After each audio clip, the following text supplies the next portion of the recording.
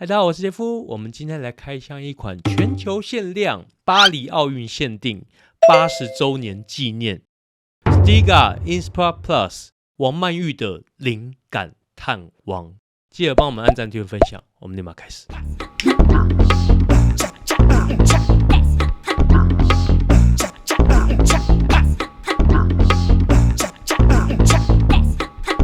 首先，我们来介绍一下王曼玉是哪位。黑龙江齐齐哈尔人，今年25岁，水瓶座，身高来到176公分，是现役的中国国家队队员，目前世界排名是第2名。在2020年的东京奥运跟我们今年的巴黎奥运都是女团金牌，两面皮面，一面是狂飙粘性皮，一面是 D05 射性皮。我们先来给大家看一下球拍的设计。以 Stiga 历年来看，这次的外包装设计算是相当的用心。包装背面印上 Stiga CEO 一段感性的话，正面以蓝、白、红为底色，另外印上了一座3色的巴黎铁塔，底下烫银写上了 Stiga 80周年，相当有活力。彩上掀式设计，打开的那瞬间，质感就是拉好拉满。去年 Stiga 就让王曼玉参与她人生第1支球拍的设计。对，拍饼的这个设计是我有参与的。对，就是配色上我提出了我的喜好，然后包括中间这个 Y 也是，就是玉开头字母嘛。大家可以从画面看出，握柄上以 WMY 3个字母去设计，也就是代表着王曼玉。这支非限量的灵感探王，听说好发力、旋转足、好借力、弧线漂亮，也是球拍收藏家郭教练近期的主力用拍。这是巴黎奥运限定款的握把中间的 Y 改成了白色，显得稍微更活泼了一些。另外在标牌上面加上了王曼玉的签名。拍面上也做了不一样的设计，直接印了一座3色的巴黎铁塔，并一样加上了80周年及王曼玉的签名，是不是比那种有人把大头照印在拍面上的好看多了呢？之前我们开箱过80周年纪念的金标45，那支非常好打，而且质量又够，有兴趣的话可以去看一下这一集。那我们就来跟金标45比对一下咯。拍面纹路比金标45再透亮一些，木纹也比较明显。侧边的碳纤给你们一个竞拍特写，两只都是5层木板加2层碳纤外置碳。我也帮大家准备了一下资料，使用什么样的木头就放在这边给大家看一下区别。也就是80周年 Stiga 准备了2支完全不一样的纪念球拍给大家。这次灵感探王的拍面尺寸为 152×158mm， 板厚为 5.9mm。没记错的话，跟之前开箱的张本智和球拍是同一个尺寸，也是在大众的球拍中属于略大一点点的。如果你要买这支的人，球皮要注意一下尺寸哦。底部标牌也为这次的巴黎奥运限定重新设计了一个新的配色。这次的灵感探王握拍位置曲线处，大家可以看一下，比金标45内缩了一些，相对好握。但最好握的应该是非限量版的那支灵感探王。金标45的这个区块比较宽，对我手小的人来说，需要磨掉一些比较顺手。再来，我们看一下球拍重量，金标45为93到94克。灵感探王为90克，都微微略重一点点，所以选购球皮时要注意一下球皮的重量，避免打不动哦。这边给大家听一下敲击木板的声音。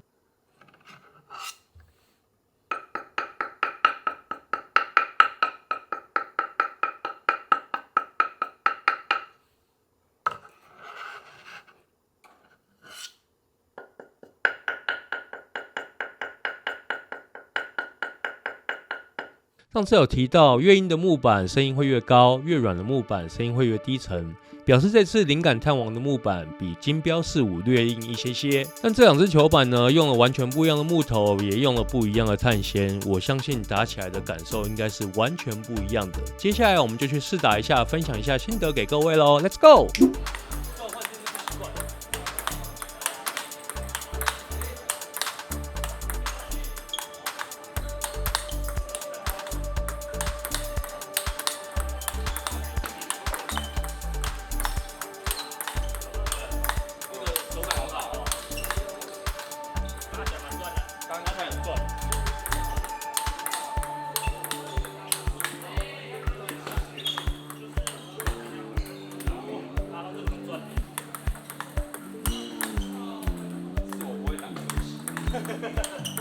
我忘了球拍，是你那个转还是球拍有问题？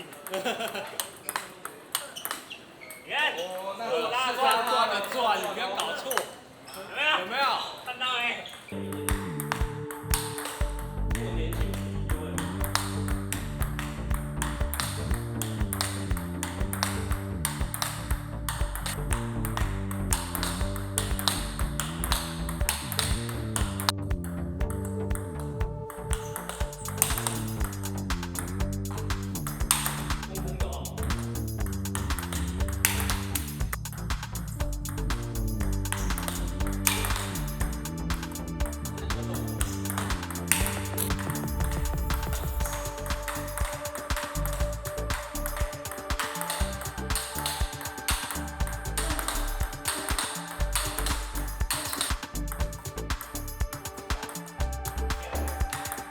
我们来分享一下心得给大家。我先讲优点，灵感探王的重量非常平均，手感在借力、摆短、快带、小球上反应都非常直接，而且速度也很快，容错率也高，比较不会有失控的感觉。主动发力时呢，发力的门槛偏低一些，甚至过去的球还比你想象中再转一些。手感的反馈非常的直觉，非常适合中近台打摆速快攻的玩家。是你那个转还是球拍有问题？你不要搞错，有没有？看到没？到了中后台的时候，那种侵略性、那种吞吐感，就还是金标45略胜一筹，球速、球质都还是非常的充足。但是金标45到了近台的时候呢，发力的细节就要特别注意，避免失控出台啊。